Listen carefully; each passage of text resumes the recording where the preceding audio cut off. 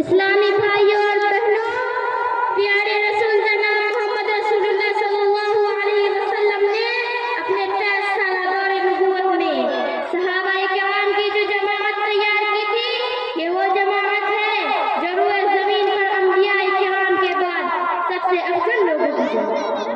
صحابہ کرام کا یہ مقدس گروہ وہ گروہ ہے جن کا ایمان قیامت تک آنے والے انسانوں کے لیے نمونہ ہے۔ اللہ تعالیٰ سورہ بقرہ میں ارشاد فرماتا ہے فَإِنْ آمَنُوا بِمِثْلِ مَا آمَنْتُمْ بِهِ فَقَدِ اهْتَدَوْا، یعنی جس طرح صحابہ کرام ایمان لائے ویسے ایمان لاؤ گے تبھی ہدایت یاب ہوگی۔ دینی بھائیوں اور بہنوں، صحابہ کرام وہ ہستیاں ہیں کہ خود اللہ رب العزت نے یہ اعلان کیا ہے کہ وہ صحابہ کرام سے راضی اور خوش ہیں۔ اللہ نے رضی اللہ عنہم ورضوا عنہ کہہ کر انہیں ہمیشہ کے لیے اپنی رضامندی کا سرٹیفکیٹ عطا کر دیا۔ میرے بھائیوں اور بہنوں، یہ وہ مقدس ہستیاں ہیں کہ سرور کونین صلی اللہ علیہ وسلم ان کے متعلق فرماتے ہیں کہ خبردار میرے صحابہ کو برا بھلا نہ کہنا، کیونکہ تم کے ہر پہاڑ کے برابر سونا خرچ کر دو تو بھی ان کے ذریعے خرچ کیے گئے ایک مٹھی یا آدھی مٹھی میں صدقہ کے برابر نہیں ہو سکتے۔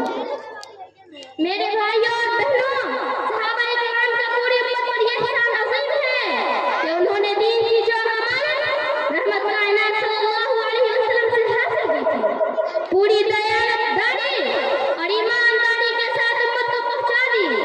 یہی نہیں، آج ہم جس دین پر نازا ہے اور جو ہمیں وارثاً مل گیا ہے، یہ صحابہ کرام کی جان و مال کی عظیم قربانیوں کے بعد ہم تک پہنچا۔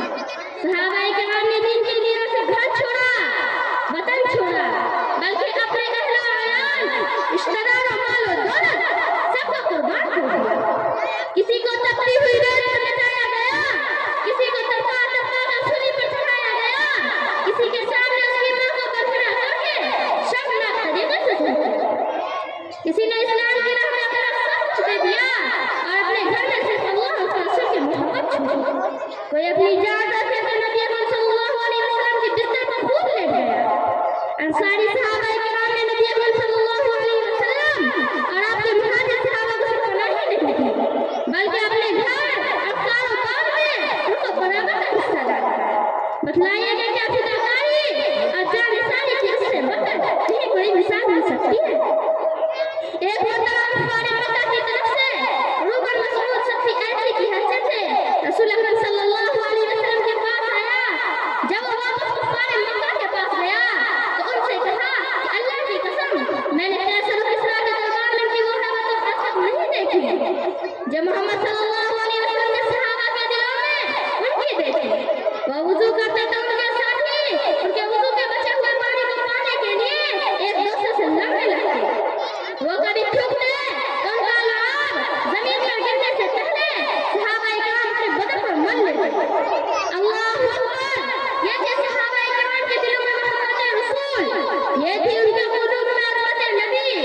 کتنے غصہ اور درینہ دھرے ہوئے جو ان پاکیزہ انوار کے حامل لوگوں پر کیچڑ اچھالتے ہیں، اتنے مقدس گروہ پر طعن و تشریح کے تیر چھوڑتے ہیں۔